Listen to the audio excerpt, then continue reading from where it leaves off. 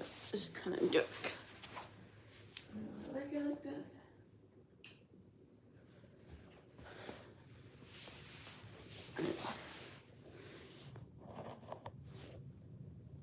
Hopefully this light is a little bit better.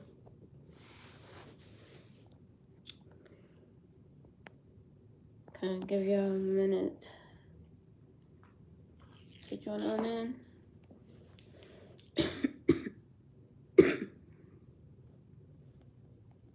No, it's early.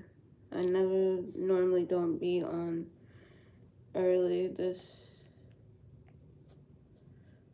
fucking early. But I am up early. It's like what, 8:50 a.m. on a Saturday. Up mad fucking early.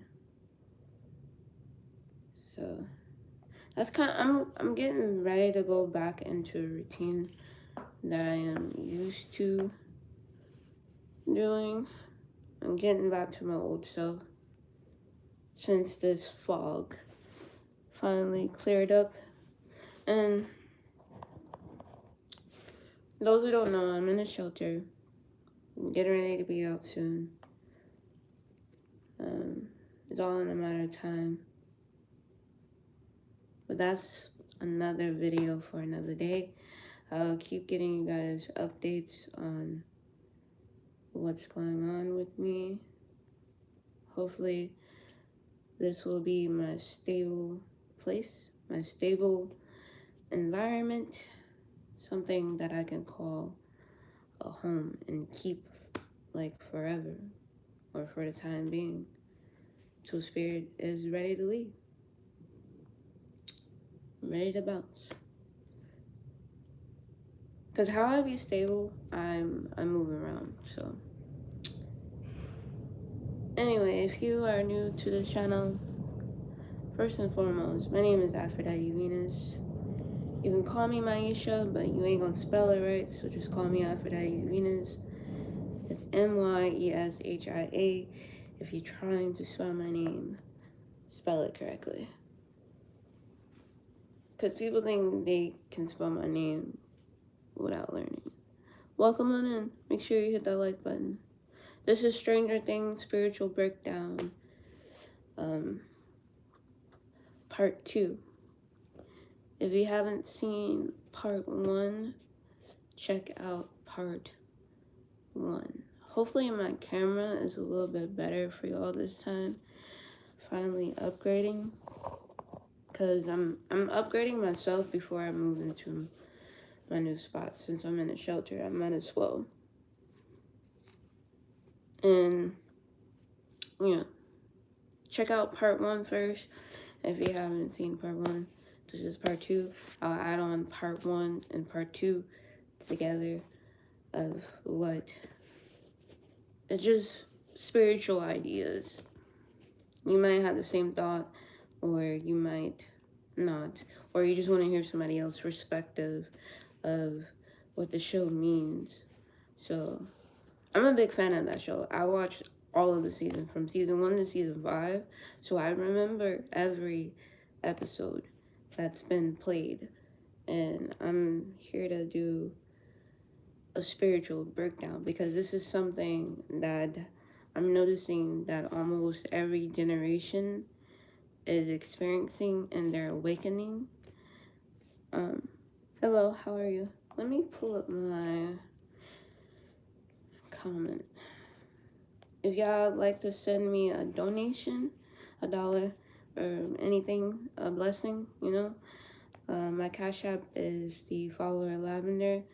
It don't have to be much. It can just be something simple, like a blessing, to let me know that you are engaged and dial into what is being said. This is something that's happening to you. Make sure you hit that like button because it's crazy what I'm about to say. How are you? I really cannot see. How are you, Lily? Max? Max Lily.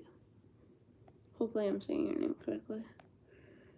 Let me, like I said, let me pull it up from a different device, because, hi, welcome. Make sure y'all hit that like button for those who coming on in. Y'all here early just like me. That's wonderful. I must appreciate you for it. Like, honestly. Yeah.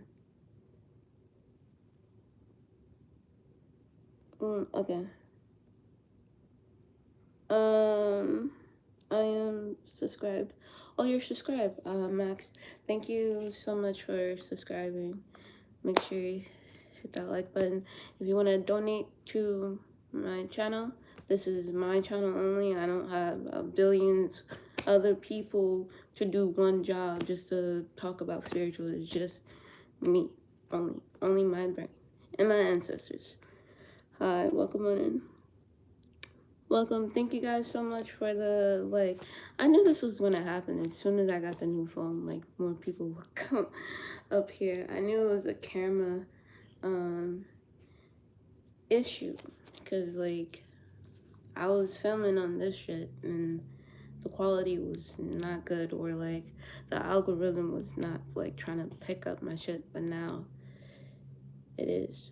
But anyway, this is Stranger Things Part 2. By the way, I'm 30 years old and I'm a Taurus. I'm a Taurus Virgo. I have double earth sign. So my moon sign is Virgo and my sun sign is Taurus. Yo, that's dope. I like that emoji. But yeah. So yesterday I was explaining how like I was explaining you each character what their name mean. Not everybody that I'd gone through, but I gave you a list of idea of why each character was named the way they was named. We had started off with L, and I didn't get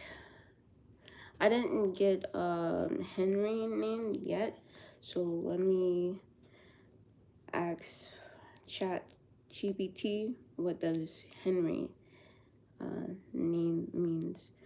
I already have something that has like a full breakdown on each character name, so let me pull it up real quickly.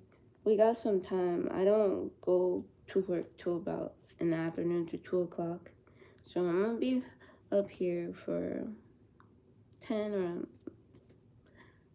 11 maybe. I'm giving about an hour or two. So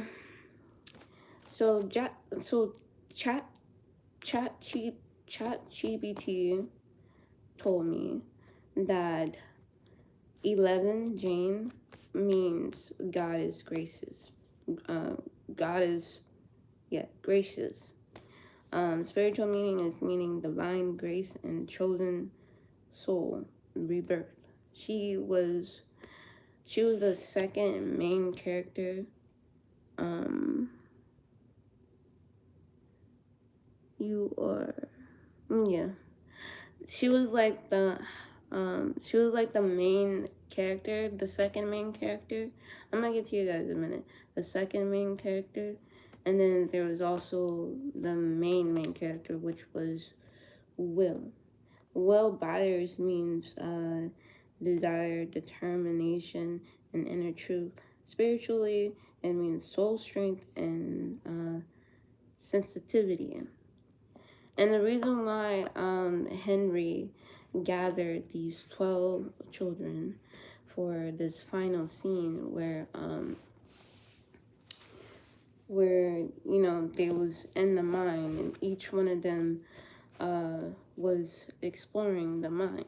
Like, this is how we are as seers, as shamans. We are able to go, I'm able to use my mental mind and my physical mind and my body to astral travel into people's mind, people reality. Not necessarily It was nice meeting you too. Have a good day. Um, it was okay. So let me backtrack. Um, so as shamans, right? I'm trying to explain to you what we can do with our gifts. And Stranger Things is explaining to you what your gifts are and how you got an awakening. The upside down represents the lower realm, the lower self conscious, the lower consciousness of you, the shadow self. And then if you think about it, we all been to the upside down. Some of us are in the upside down right now, still, and some of us made it into the upside. We made it not down, not to the down version of ourselves, but we risen out of this character or this entity called Vecna. Vecna also had 3 different versions of himself. This is also a symbolic of quantum personality traits, like quantum shifting traits. Like he was able to tap in different version of him through the memory of the children. But the thing is, like, I had a question. Like, in the beginning of the season, the adults couldn't see Vecna. They couldn't see Henry. They couldn't see Mr. Wessage. Remind you, these are the same being known as Vecna. And in Bible terms, he is representing as Lucifer as well, the fallen angel. Hi, welcome on in. Make sure you hit that like button. I'm trying to see, but the texts are so small. I don't got my glasses on. That's why. But yeah, Vecna is also known as Lucifer. He's Ra. He's all these like sun gods beings, sun entities, sun deities, you know. And he torments children through his own mind, through his memory. But the thing is, like, each children that was in his mind had some type of ability before they even got to Vecna. Vecna was the key to activate these gifts, to transmute these abilities to these children. And that's kind of like what we went through during our spiritual awakening. There was a version of us that was in the upside down way before we even acknowledged that we even had a spirit, we even had a soul. It's called the shadow self. And the shadow self was in the lower realm this whole entire time, as above, so below. But you're wondering, how did the highest consciousness, how did they become their highest self? I believe like the moment that they realized, it was the moment that they realized, not when we realized it. Is we only observing what they had realized, how to defeat Vecna and how to defeat this being that's being trapped in your mind consciously and spiritually. There is a being within each one of us that holds negative thoughts, fear, and we tend to listen to that side of that version of ourselves more than our higher self. The only time our third eye kicks in is when we are in danger, when we sense something is about to happen to us. And Stranger Things, they showed you how the third eye works, how everything that we do spiritually works. I don't know what that means. But make sure you hit that like button, by the way. Thank you so much. I wish I could just get more views, but It is what it is. Just be thankful of what interactions you come with, vibrations you come with. So, yeah. So each character represent also a chakra that is being, that's being like, highly vibrated on that chakra that's being projected onto the screen. Like, it's only to your imagination, to what you see, that's being activated through them. So let's go back to the name readings. Mike Wheeler means Michael, which is funny. My real dad name is Michael, and my middle name is Michelle, so who is like God. That's what it spiritually means. And it associates with the archangel Michael, protector. And in this case, you see in Stranger Things in season 5,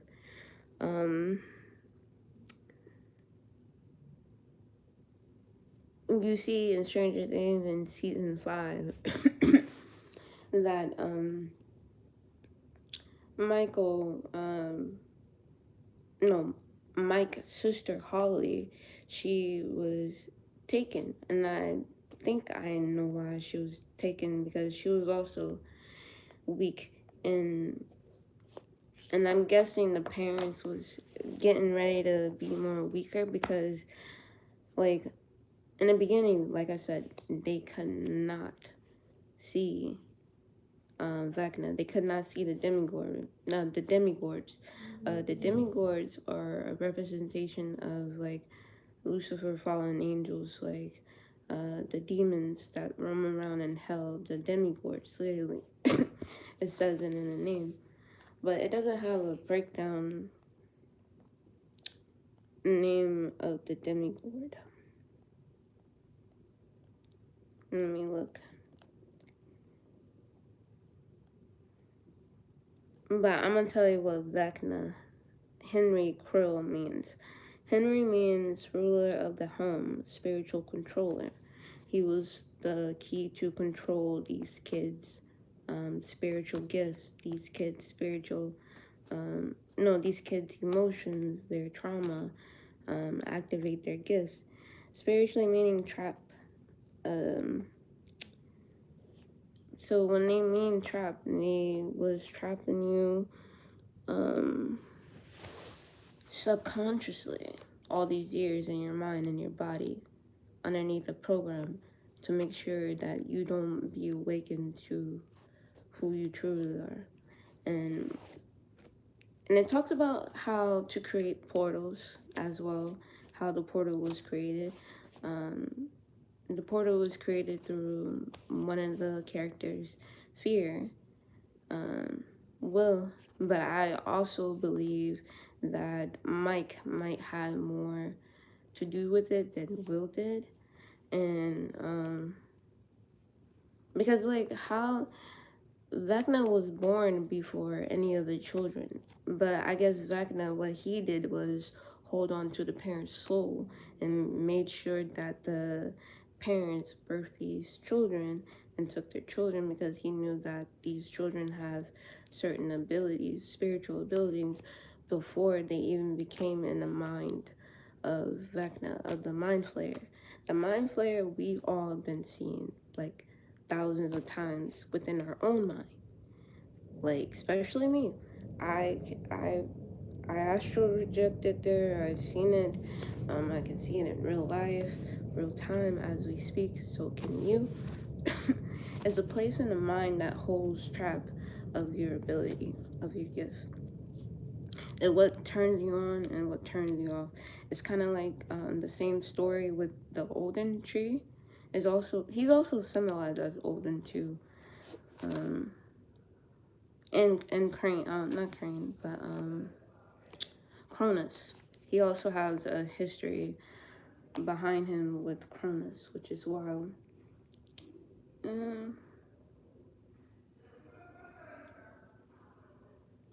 But anyway, so Vecna is rooted in he's a death deity. He was to able to control death during all times. He is a falling soul, a karma without compassion. And that's why I say he reminds me of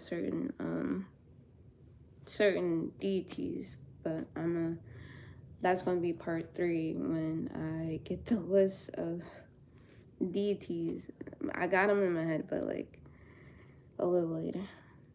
The Mind Flayer is the name of a mental, it's a mental realm. It's ego, death for fear, consciousness, and shadow haze. This is where the soul is originally created, not identified. How the soul is identified once it went through the upside down, once it passed through all the bullshit of Vecna. Each kid, especially Max was the explorer, but she was also represented as Persephone, the goddess who went through the underworld, but she also represents Ishtar as well. I also see Ishtar memory in the show as well, like how she went in the underworld and defeated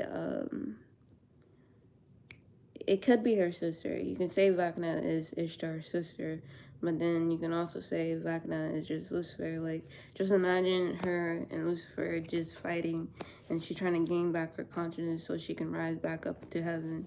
And in order for her to do that, she had to die. But in this case, in the show, Max had to go through a portal. And how did she go back through the portal?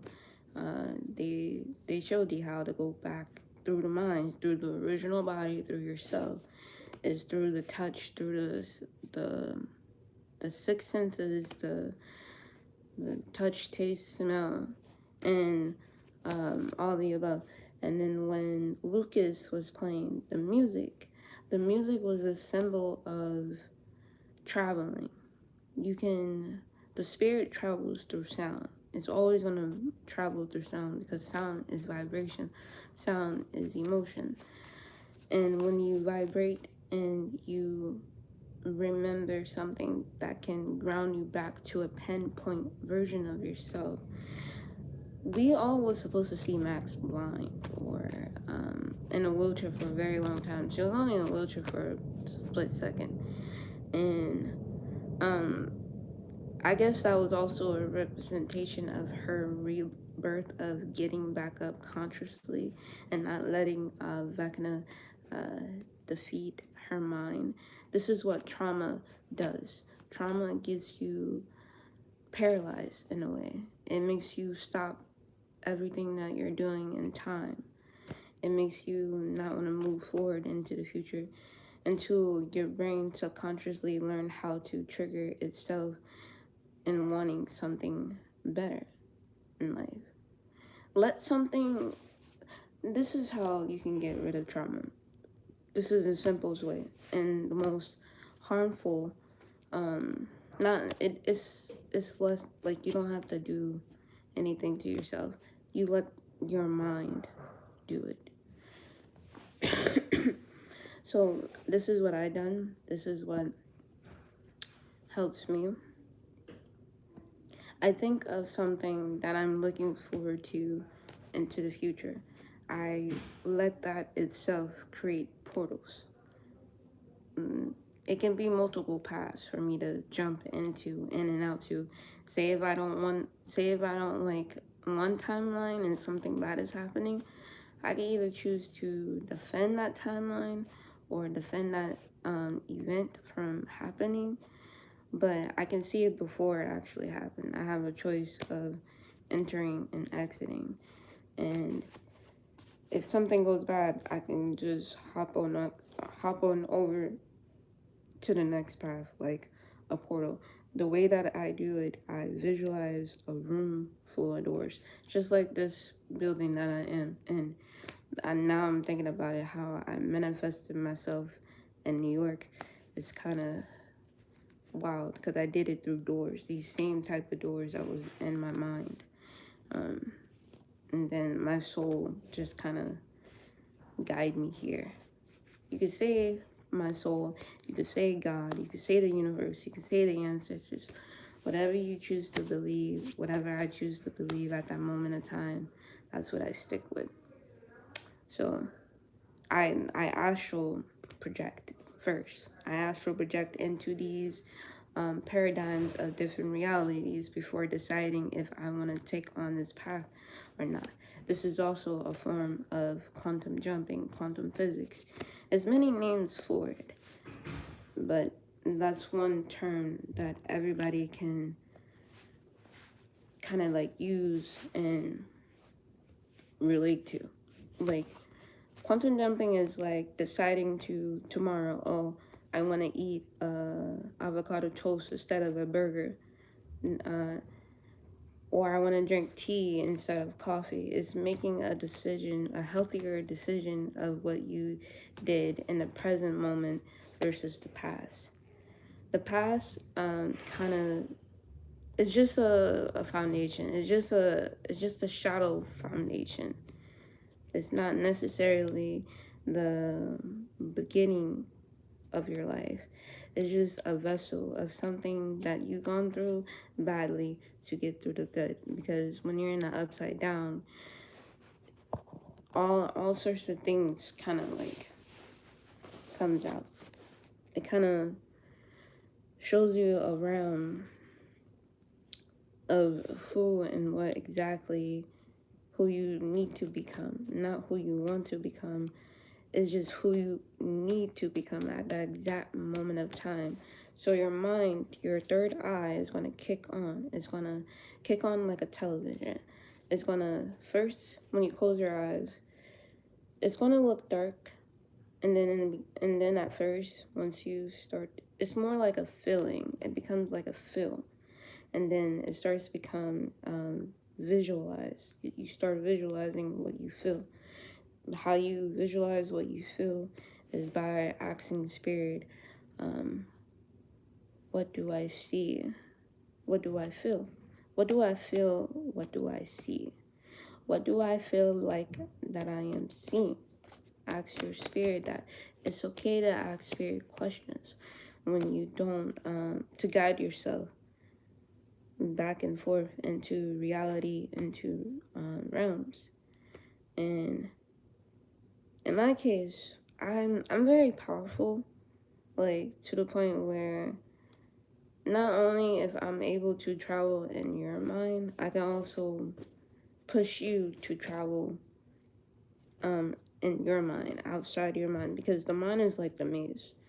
Like when I first did this, when I first started doing this, my past life was just always in the way. I was trying to see something beyond this earth, beyond this realm, and how I was able to do that was to finish the lessons in my past life that I couldn't do when I was alive during those times. So I sat down one day meditating. I told spirit, any lessons that I have not faced yet in all timelines before this timeline, I would like to face it now so that this doesn't become my future. So my mind started playing out simulations of what I could possibly gone through in my past life, what makes sense to my present life now. And then each door that I had open to each lesson, I became that old version of myself. Even if I didn't like it, or even if I didn't remember, those spirits around me remember me, but I can't just walk around and act like, oh, I'm free from everything. I'm free from all that I done while I was in this dimension. Now I'm back in this dimension. So, long story short, I went in each room. I defeated each adolescence that I couldn't face. And same with my ancestors and the ancestors before and other people, ancestors.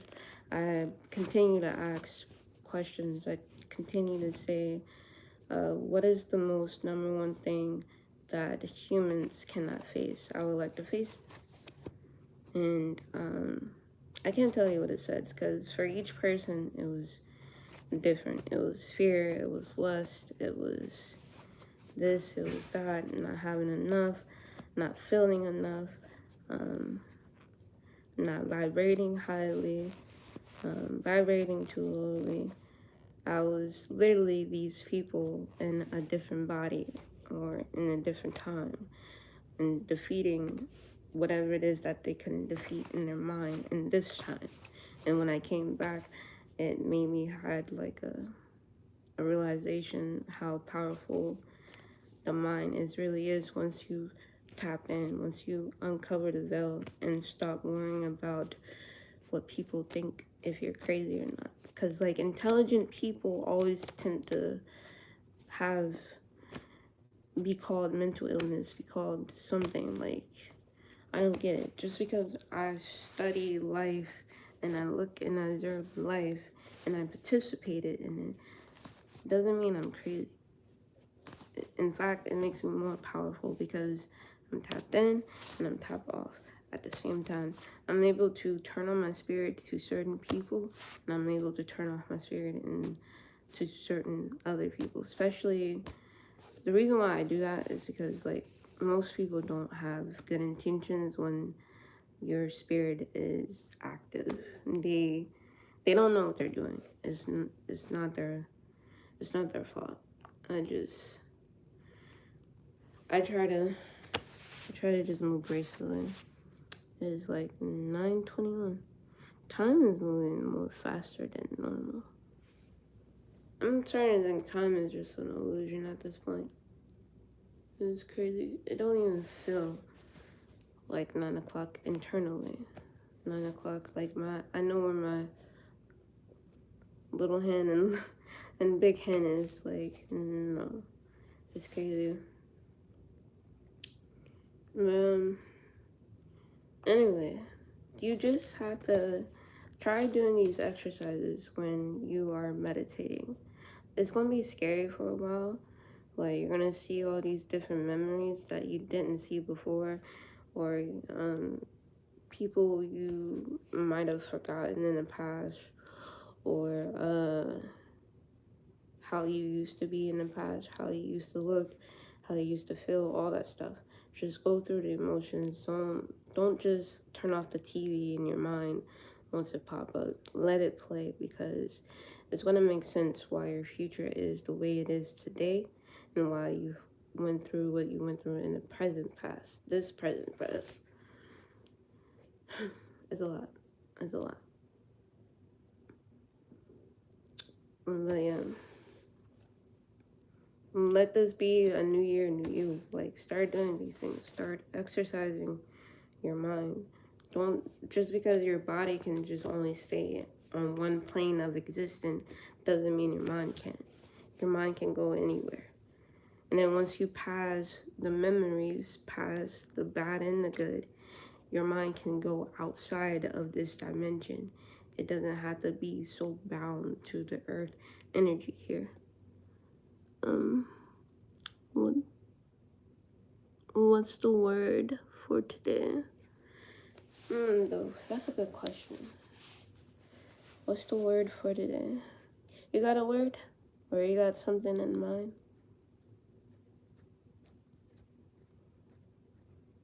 I think for me, it's just positive.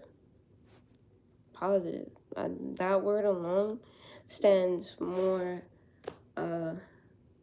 vibrational than any other word. Positive. Be positive in all situations. No matter how bad you're going through something, your spirit is going to figure out how to escape it, how to make it better, how to become better. It's one day at a time that you become better, that you be the best version of yourself than you were 10, 20 years ago, 40 years ago. You will become.